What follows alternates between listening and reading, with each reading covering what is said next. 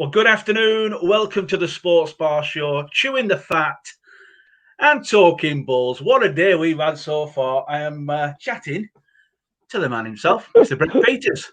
How you doing? Oh, blinking heck. It's like having a board meeting. It's like from one studio into another studio. It's so stressful. I can't believe it. It is stressful, but how are you doing, mate? I'm all right. But you know what? Technology, it's brilliant because you're up there in Earby. Our partner in crime has just been out in Spain. So we've been in Spain, we're in Earby, and we're now at the sports bar. Can't beat it, can you? You know, even at our level of the game, Brent, you know, there's a lot of talking points. You're talking about season tickets when season tickets aren't season tickets and Eventbrite and all that kind of stuff. It's it never stops in the world of non-league football, does it? No, it doesn't. No, I don't think people know one half of what goes on behind the scenes, but what makes and keeps a football club ticking and trying to work things out in what's kind of been a strange old time. Well, we were talking about it this morning, but it's at our level of game. I suppose everyone's feeling the same. Sometimes you're robbing Peter to pay Paul, aren't you? To keep your head above water. Well, that's right. It's difficult at the minute. It's mad. You know, it's like the West Lancashire League. You know, I mean, they've turned around now and said that they're pulling all the fixtures. They're not doing it. You know what? If you go back and backtrack onto our sports bar shows, and a lot of people won't agree with what I'm saying here. But listen, what I've said, and I'll repeat it again, is whilst we're in uncertain times, how on earth can you have a league season that whereas there's promotion and relegation and you're fighting for promotion or to stave yourself against relegation, when you're in so uncertain times where it's stop, start, and not only stop, start because you can't have fans in, and because but stop, start because teams are picking up COVID and they've got to isolate. So there's loads and loads of interruptions. And when there's interruptions, it becomes a farcical situation. And so much is it a farcical situation that if you look at it this way, that we started the season back in October, and because of the interruptions, we're now in the second week of December, and we've played 3 league games. Yeah. 3. We've played 3 league games, and some teams might have played 7, but that's the maximum, 7 league games. Yeah. So, you know, and we don't even know. Hopefully, we're getting back playing on the 19th, which is because we can have fans back, which is one thing, which is good. But we're still in uncertain times, and the West Lancs League have looked at it. They've looked at how many games that they've got in now, up to now. Yeah. They've looked at how many games, if it were plain sailing all the way through, they could potentially get in. And they suddenly realised that they're not going to make it. They're not going to make it. Now, I know they're slightly different to kind of clubs at Step 6 because we've got floodlights, so they are limited on that front. So we have got a bit of an advantage on that. We're having floodlights because you'll get midweek games in. But nevertheless, it's still, when you look at their figures and look at their statement that they've put out there. But what they've done, Brent, they've made realist. They've made, yeah, exactly. A realist made that a realistic approach to it all. What's the point of continuing if we're not going to be able to finish? Well, exactly, and people have short memories because they don't. We know what happened last year, and I can see it happening again this year. You know, they're all talking now about coming back on Wednesday. Sorry, on the 19th, on Saturday. We're coming back on Saturday, and all that, and everybody's talking about it and looking forward to it. That's absolutely fantastic. But you know yourself that we're not out of the woods with this COVID. And because we're not out of the woods with the COVID, there's going to be interruptions, and it's going to be stop, start. And that's notwithstanding the weather. No. I mean, we've had 3 weeks around Bay Cup that every day there's been rain. Absolutely lashing it down. Correct. So you've got the issues with the pitches as well. And you know what will happen? It'll get to the back end of the season when it's the business end of the season where teams are fighting to get promotion, which means a lot to the teams. And obviously, teams at the wrong end of the table that are fighting against relegation, and it'll become an absolute car crash lottery because they'll be cramming games in every other night in the week. So where does that leave clubs with the players and their health situations in players? That expecting players at our level, that's working class lads, even though we are used to it at Bacup, playing several nights a week, back to back, in important games to finish strong at the end of the season.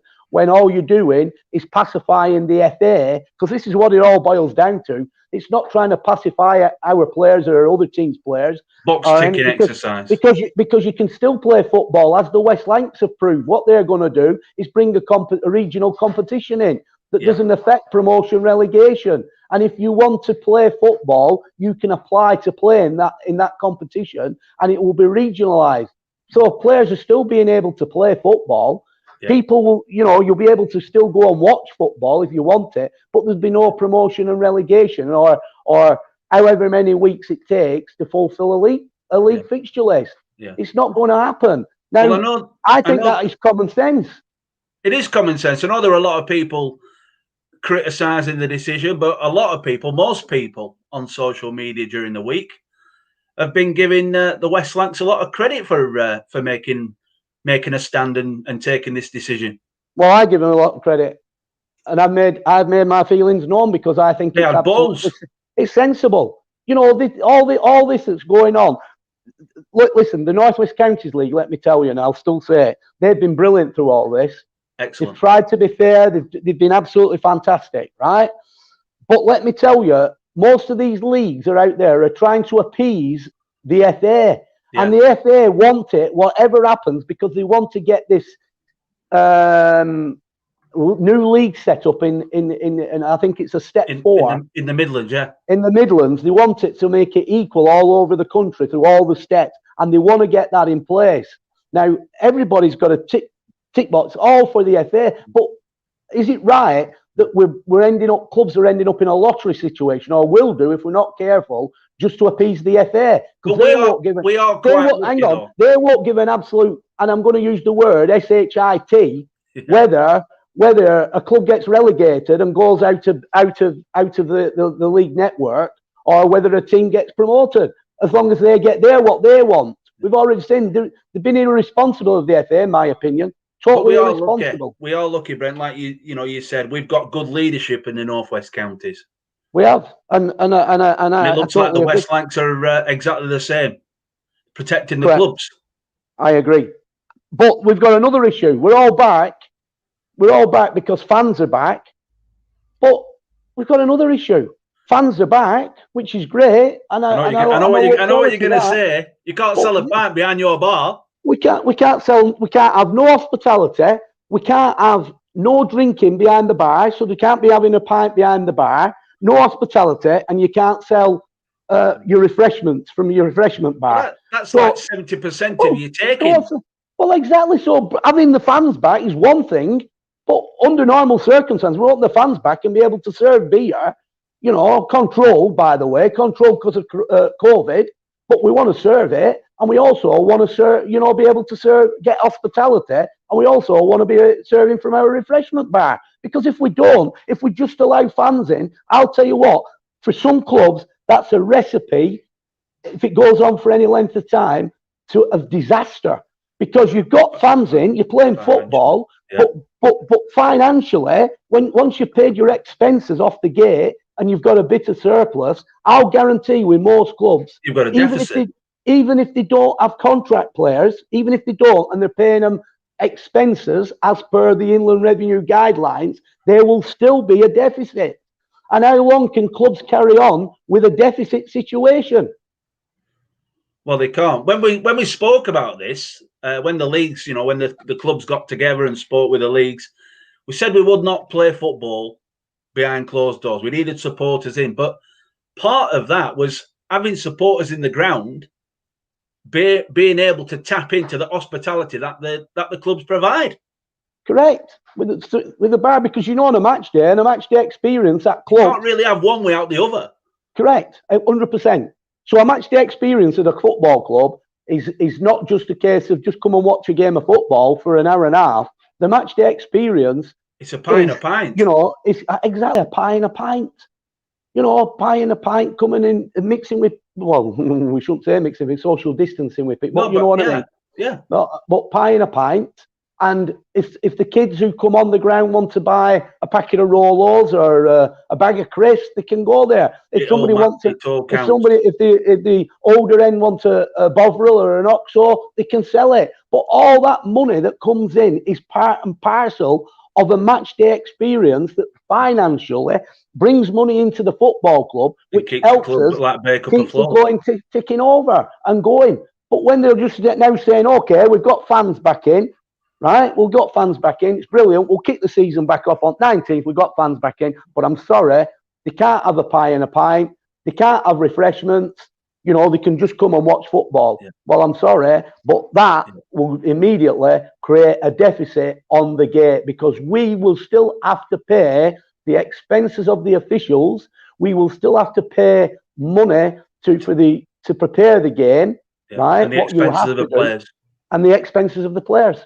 Where if there's no football, right, until we can get back to normality, a lot of that expense will not be there. Yeah. And in turn, safeguarding the football clubs. And that's what's important, the future. It is. But we have got football on Saturday, which is, it is great to be playing football. Of course it is, Brent. We're happy to be back. We never wanted football to finish. It was just the fact that it was all about safeguarding the clubs. Well, that's what it's. Yeah, that's exactly right. And but do you want to? I keep coming back to it. There's nothing more frustration. You're trying to prepare your teams. This is not just Bakel. This is everybody preparing the teams, getting ready to go, because we want to be at the ground running. We want to be obviously doing well in the FA Vars. And if you go out to the FA Vars, you want to do well in the league. So you've got to prepare your teams mentally and physically, prepare them.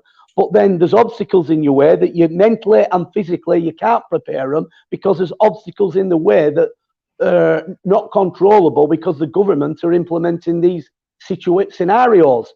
And then obviously you get back playing, and just as you're getting into the flow of things, there's a spike again, we better hang on, we better go into a lockdown. So that's stopping. So we're back into a lockdown situation again, and it stops. Yeah. So it's stop, start. Now, how can you realistically be serious about trying to win a league? How can you? And I think these people, these other chairmen and all these things, I don't know if they look at it short-sightedness.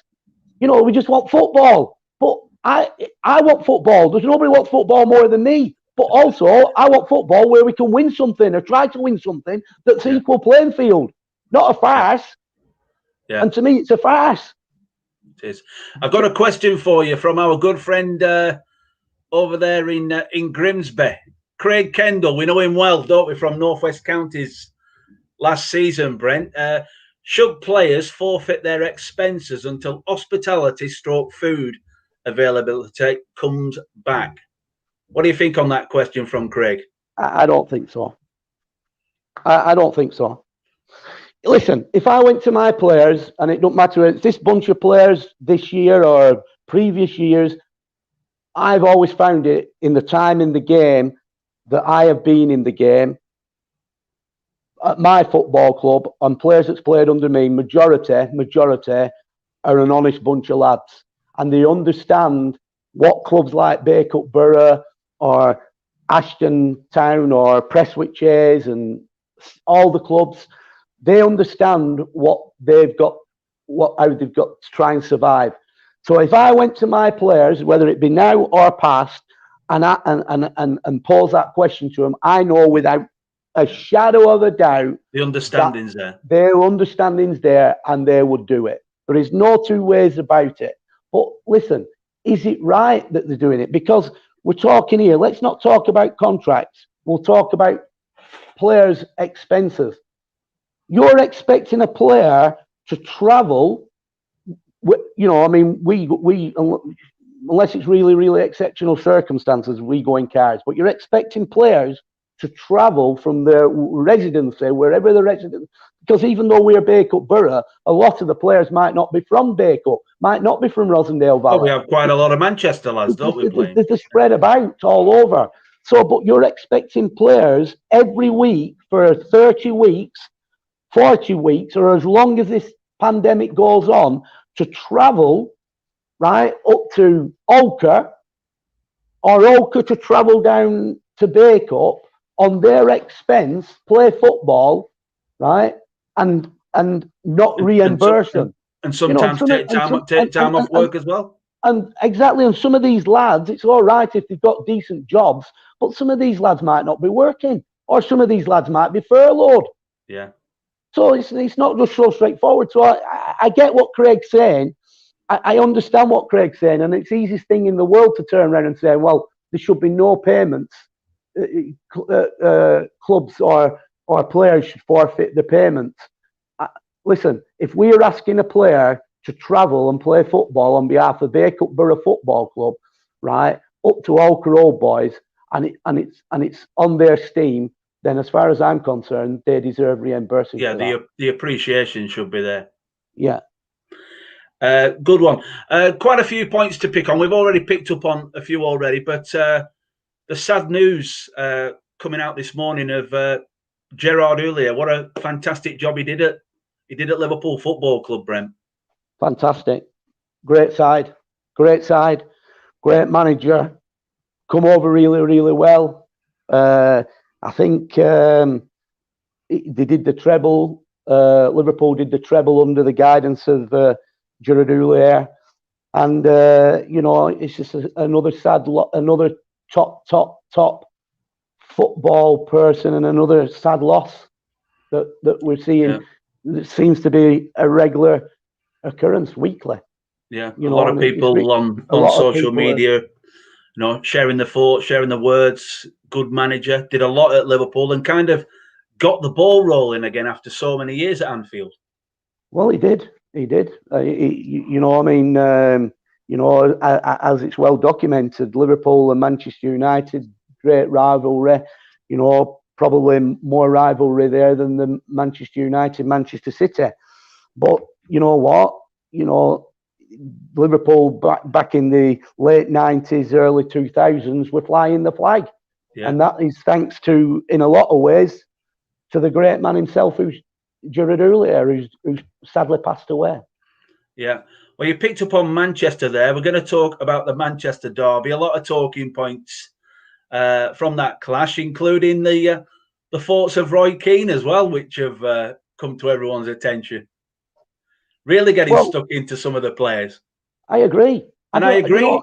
I agree. I 100% agree. You know what? Even at our level, and my past players, if you were to speak to, say, the likes of Adrian Bellamy, who's played at this football club for many a year, right? Since he got released from Manchester United, he was at Bradford City, and Laquan Esdale, who's been here for quite a number of years.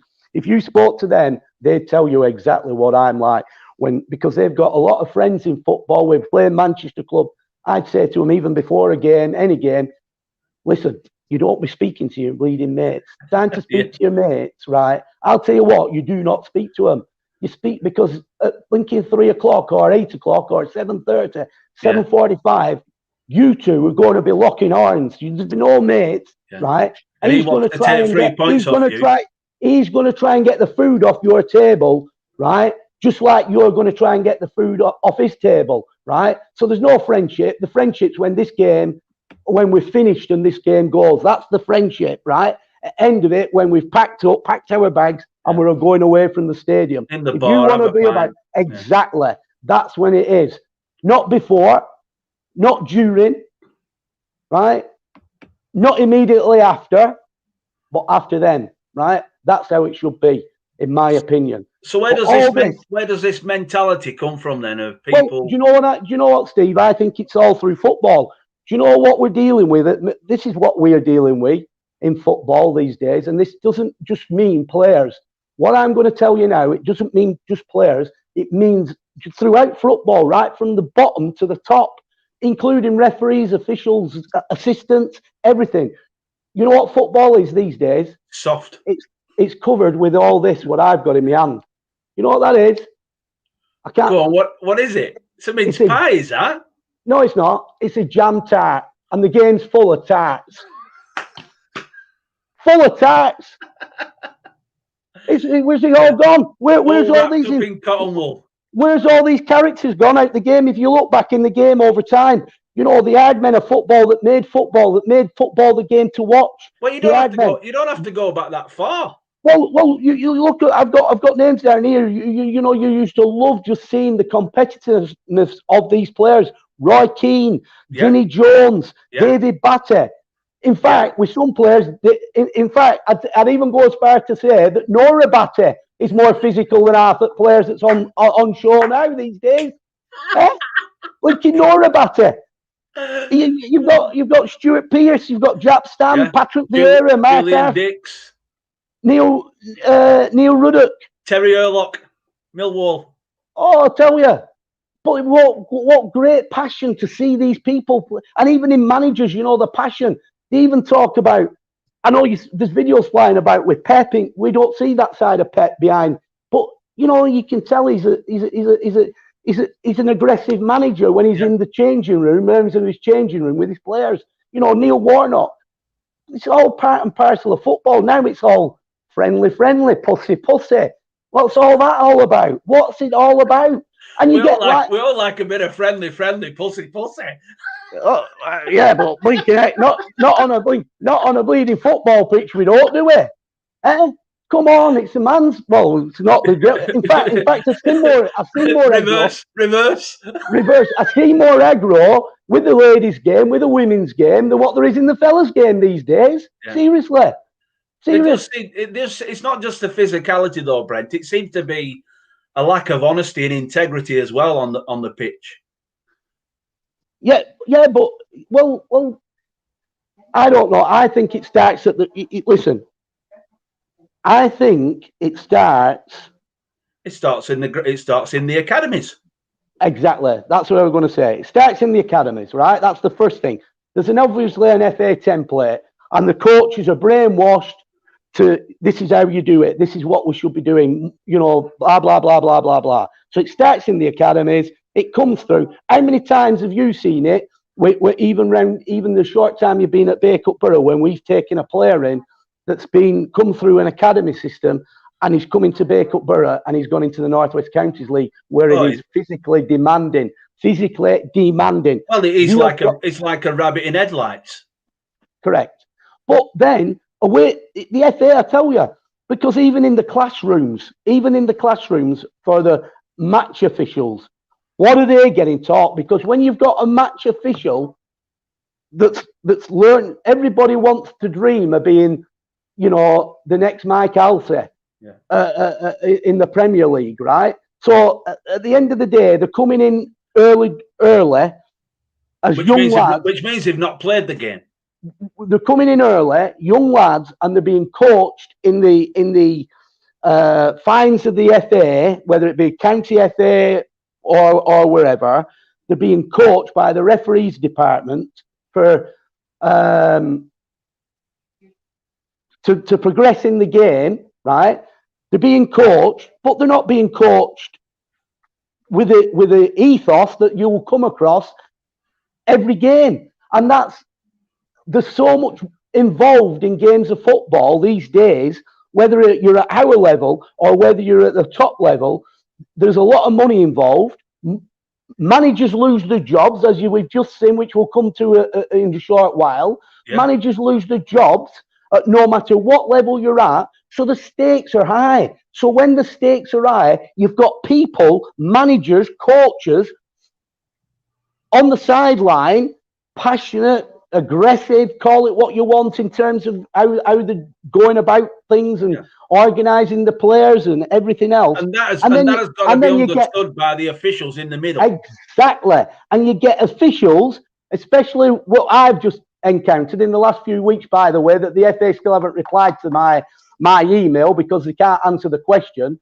right? We've got a young blinking assistant that's gone up, that makes out in his statement of a discipline statement that he was worried for his safety because of the aggressive manner that I came across with. Now, I'm not being funny. If you can't be in that environment where a manager, he's not going to talk to you pretty, is he? Even on the sideline. Come on, Liner, get that flag up. You can see you're offside there. He's offside. You're never going to make it as an official if you. Well, exactly. What's happening to them? At this level of the game. Honestly, they are. Honestly, I'll come back to it. My favourite. Tax. Plenty of them. Loads of them. And full of them. Tax. Yeah. Another point, we're going to pick up on it. We'll pick up on it. We are going to go to the manager one shortly. But last week, Brent, you went over to our friends at Avro and they looked after you, give you a bit of a sightseeing tour around the place. You were impressed. Listen, I haven't been to Avro for since we played them 2 seasons ago. And if you haven't been to Avro, they've got loads of land. There's lots and lots of scope to do something. But when we went there, obviously, in its infrastructure, there was a bit like Bacup in a lot of ways. You know, I mean, there's parts of Bacup when you look at Bacup if you look from one angle of Bacup, it looks really, really impressive. Yeah. If you look at it, it looks like a building site. Yeah, exactly. You know what I'm saying? So it kind of didn't look the best. But I went to present our friend Paul Armstrong with a little bit of a Christmas present, but I happened to meet the chairman, Robert Fuller. So between both of them, you know, I got a guided tour, and you know, we've got in a conversation about how they're progressing. And you know what? I was really, really impressed with everything that they're trying to do there and fill the void of what really is a big open kind of facility that they're slowly progressing to fill, you know, even with buildings on that were probably at one part dilapidated, but they've made good from bad. Because is it surrounded by a council estate in Oldham? It is, yeah. It's got a council estate. It's got a lot going for it. But yeah, you know, one of the things that they showed me around was Ant Crow. They've got a big facility there that were a bar, and they've made this bar into a boxing gym. Yeah, I was trying to find the pictures. I weren't able to put them on. I was going to show the viewers, but it's impressive, isn't it? Yeah, I'm not. You know, listen, boxing is, you know, it's just 2 blokes that are in a ring. I know there's more but the to facilities it. It's knocking absolutely 10 barrels out of each other. Seven bells out of each other. Yeah.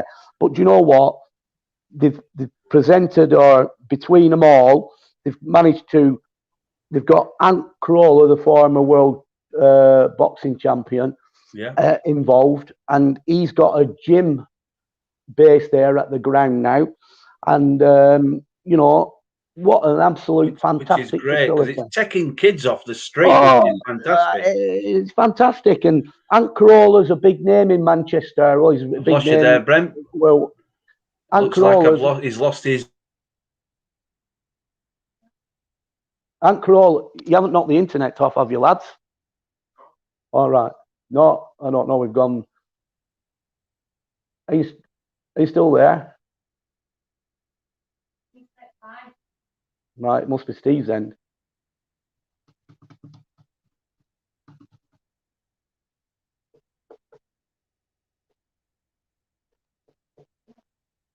Hey there, Steve. Hello.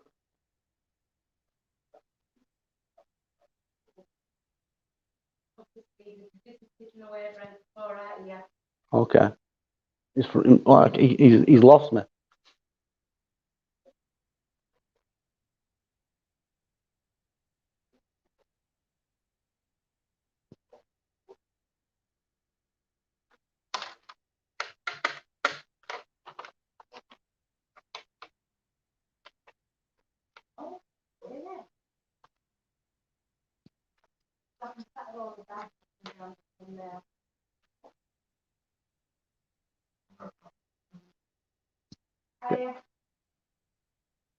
Yeah, just gone down out there.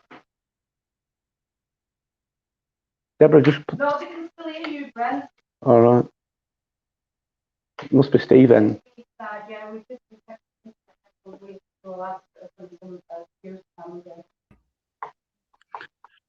Brent was still, I think. Something happened there. Well, it weren't at my end. They could hear me, but it were at your end. If I'd have known they could hear me, I'd have given them a song. Well, you should have done. Yeah, we are back on, but I think... Yeah, so going back to Avro. Yeah, so they have the former boxing champion, Ant Crawler, there in his gym. And what a terrific setup. And, you know, like you said, rightly said, you know, the good thing is, you know, it's on an estate, you know, Manchester, North Manchester. So I'm sure there'll be, you know, Ant himself were a boxing champion, and I'm sure there'll be more boxing champions made on the site of Avro Football Club. And I just think that, you know, my visit there last week opened my eyes. You know, the lads have got a great, you know, I love people that's got a direction and know where they want to be and know where they want to go. And all credit to Paul Armstrong and the chairman, Robert Fuller, and all the staff there at Avro, because to me, they are certainly going in the right direction.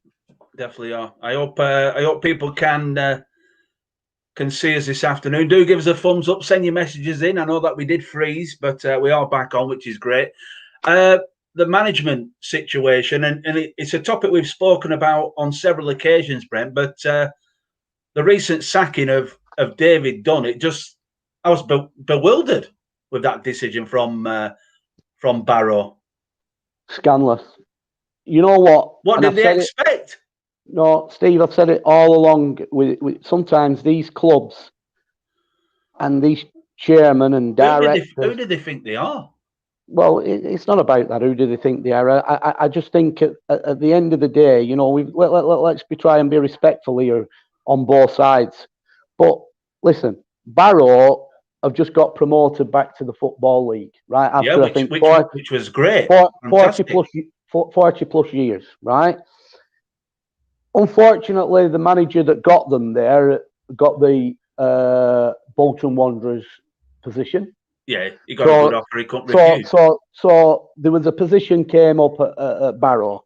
Now, as a board of directors, they've got to realise here that when they look down and they think, right, well, where are we going to go? We've just got promoted. So here you've got a non-league club that's been a non-league club for best part of 40-something plus years. And they've now gone into the EFL league, right? Division 2. So straight away, they've got to be sat making a decision of appointing somebody that, in my opinion, that knows the scene that level of the EFL Division 2. Yeah. Right? Now, when they look and break everything down, when they look and break everything down to the people that they feel can take Barrow or sustain Barrow in that league, because it's all about sustainability.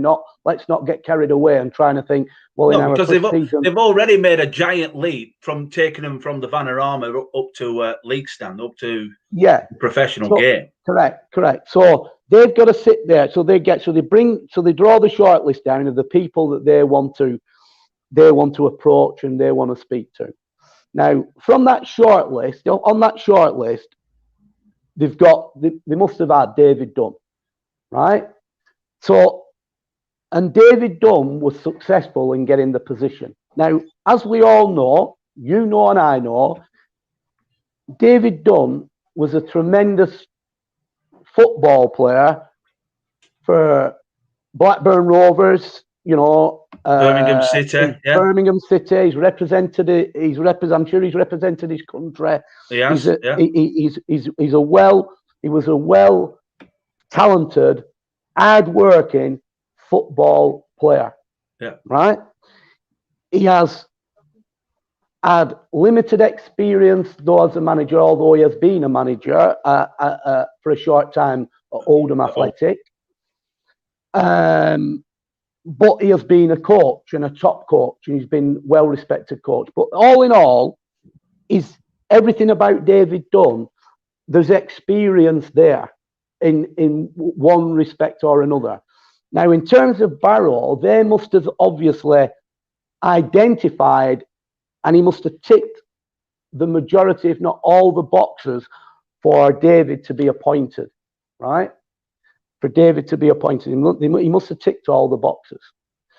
So he's the man to help Barrow, right? Now, he got appointed in July, I think he got appointed.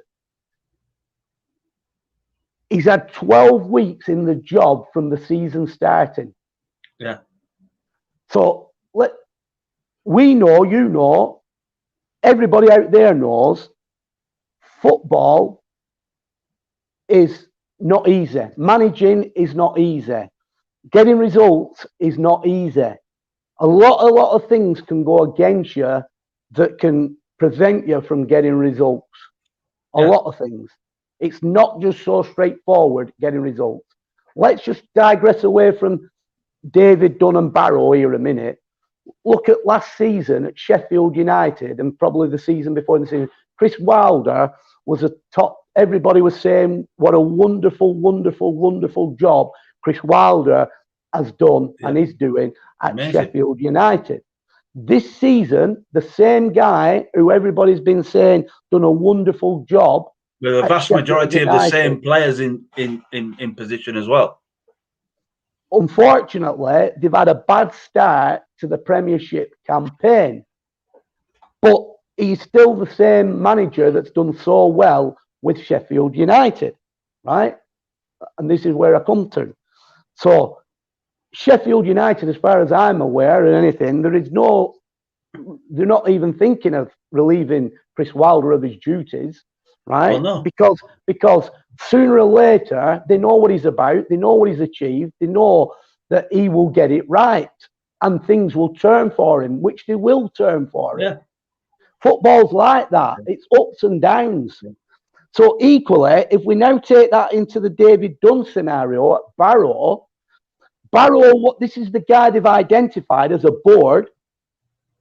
My point is, you cannot sack a man off results of how they've gone after 12 weeks. It's scandalous.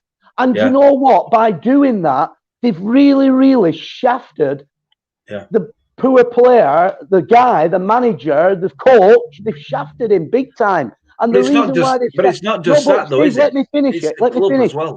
Yeah, but they've shafted him because he wants to do well. He wants to cut it as a manager.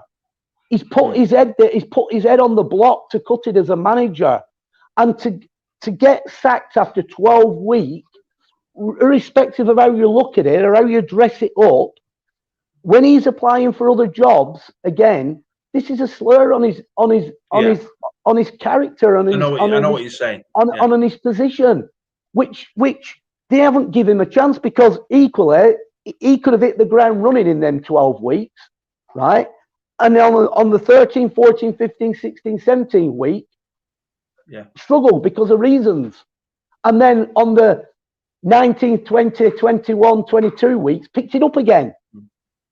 I know what you're saying. It has a detrimental effect on the rest of his career path from now on. So if you believe that he is the man for your club, then give him a season at least. Exactly. By hook or by crook, you've got to work with him. And you've got to, and I'll tell you now, I know that David Dunn would have been working tirelessly to get right what was wrong or what was happening at the club. He would have got it right. And I know he would. But you've got to give the lad the chance. You can't just make knee-jerk reactions after 12 weeks. Well, that's why I was saying, who do they think they are at the beginning? Because what did you expect him to do? He was coming into a club that had just been promoted into the professional game. It was always going to be difficult. And if he was the man that you'd, earmarked believed in and earmarked from the start, a season was the least you could have given. Without doubt, it's wrong, and they need to look at themselves. And now what it does, from my point of view, I think it makes the club even more fragile than it was before. Well, I worry sometimes about these football clubs, not just Barrow, other football clubs, where it seems to be sometimes they make knee-jerk reactions over feelings of supporters, and that should not happen.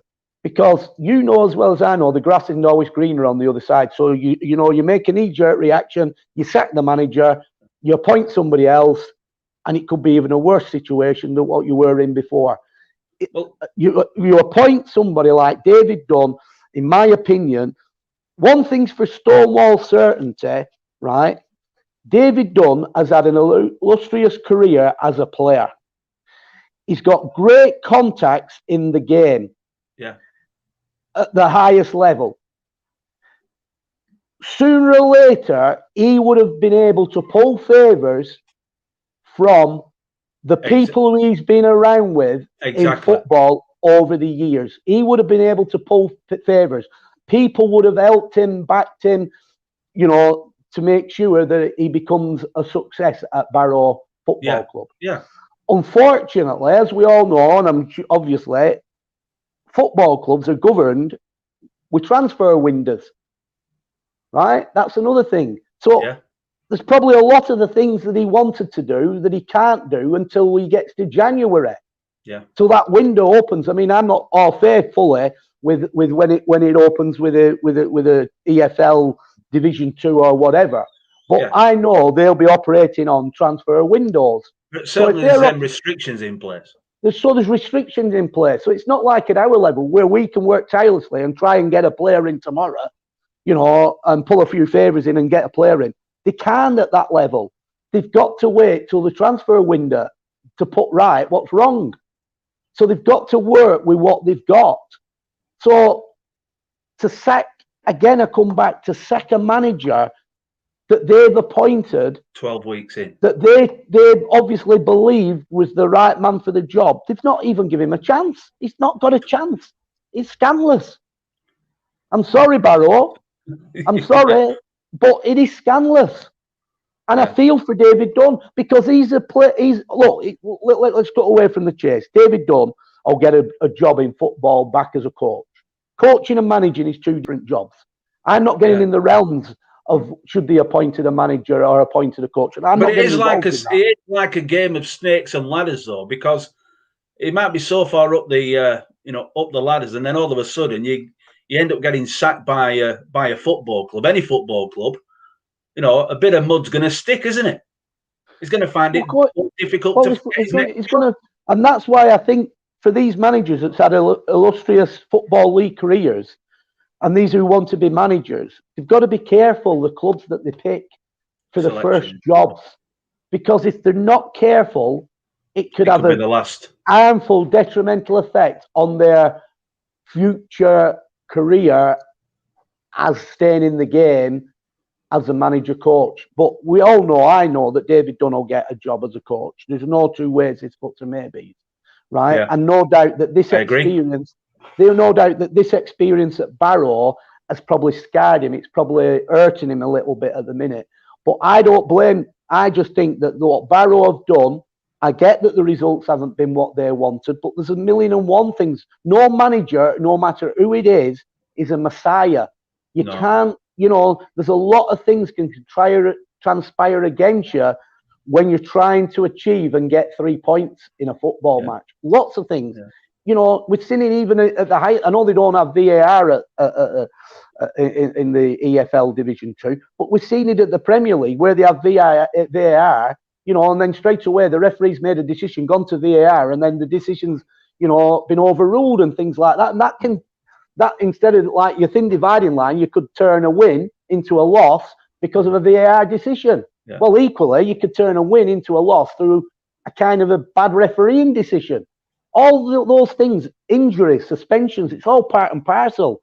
But to sack the manager after 12 weeks, what they should have done is possibly got round the table and worked a strategy like you would do in any other business. If me and you were partnership, right, and we decided to take, in a situation that we're in, and we started a business, we wouldn't sack each other. We'd work out if things were going wrong, how are we going to put this right? How are we going to rectify the wrong? How are we going to better ourselves? What's going to make the difference? Can we get a better goalkeeper if it's the goalkeeper that's creating a problem? Can we get a better centre half in? Well, we can, but not at the minute because we're outside a window. But we will, and we can. Can you pull a few favours in from people who you know in the game? Well, I can, but I can't till the window comes round. But I will. So you've just got to get there and just ride the storm. Yeah, it was always going to be a tough ask. Always going to be difficult coming from non-league football into professional game. And for me, David Dunn was the right man to kind of put you on an even keel and just keep you there, consolidate. I think so. I just think it's a bad decision from Barrow, and there's too many clubs do what Barrow have done, and I'm sorry, but it's wrong. Knee-jerk reaction. I really do. I just feel for him, and I wish him all the very best and good luck in what he does. And I just feel for him because there's no doubts about it. He would have been working tirelessly to rectify whatever's been going wrong. Yeah. Final point, Brent. Reece James scoring on his 50th appearance for Doncaster Rovers. Brilliant.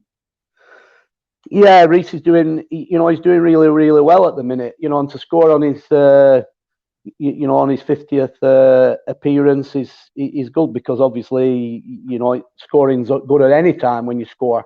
But we on a special occasion when it's your 50th appearance, and it was a cracking goal as well. He took it away. I've said it before and I'll say it again. Listen, Reece is oozing with quality. He's a talented lad, and this is not biased thing. Nothing about that. I watch him regularly, and he's very, very talented. And you don't get whatever the Man United supporters think out there of Louis van Gaal. Louis van Gaal is a top coach. Has been a top coach. Is a top coach. He's seen a lot, hasn't he? He's seen a lot, and he loved Reece James. Let me tell you, he loved him. He saw something in him, and he actually said to Reece James, there's things in your game we need to work on. We need to improve you, and I want to be that man that kind of improves you and kicks you on. But Reece, young lad, when you've been out on loan at football clubs, and when 3 o'clock comes round and you get that smell of, the atmosphere of even though there might only be 10,000 fans in a stadium, it's still brilliant on a Saturday when you're seeing that rather than in front of probably a few hundred fans at Leigh Sports Village. Yeah. But so he decided to go out on. He kind of decided to go out on loan, and then from that, he decided to break his ties with Manchester United. But he's progressing really, really well, and a lot of credit must go to the people that's been involved in his development. I mean, you look at one of our former guests on the show, Jamie Ireland, played a quite a big part at Preston North End on Reece's development. Warren Joyce at Manchester United, and then the kid went on and played at Wigan Athletic under Gary Caldwell, and then Jet Ross, who I rate as a very, very good manager. I think he's an up-and-coming top manager.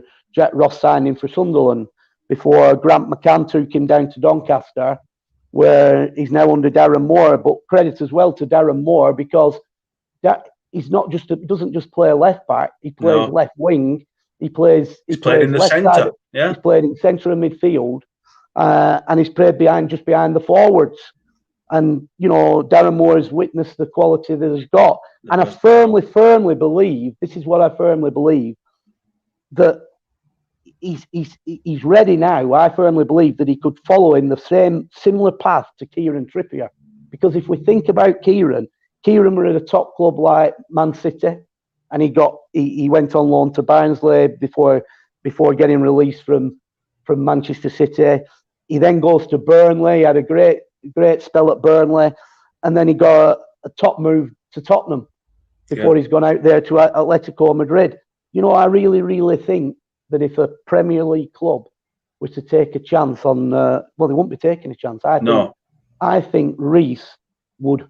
They'd see the capabilities of what he can do. He'd be playing with a lot more quality. That's no disrespect to the lads he's playing with at Doncaster. He'd be playing with lads in the even in the Championship, but in the Premiership, he'd be playing with lads of oozing with quality, and they can make you, they make you shine as well. I just think he's destined for a Premiership. Sorry, Doncaster, but that's my opinion. I really do. And long may it continue because he's doing well. I hope you're right. I hope you're right. Well, that's all we got time for this afternoon. I do apologise for the brief technical issues on my part. I believe that Brent was still there, and Deborah. You could hear Deborah in the background, according to Colin, who was watching. But yeah, it's been a great show. Hope you enjoyed it. And well, have we got a game on Wednesday? Is that what we're hoping for, weather permitting? I think so. Yeah, I think we're playing. Yeah, we are. We're playing Padiham. I'm not sure whether we're going to do it behind closed doors, though. I'm not just sure yet. Right. We'll announce that. But one thing I'd like to say, which is on my resolution, I hope football starts to get back to how we always used to love football and get rid of these tarts. See you later. See you later, pal.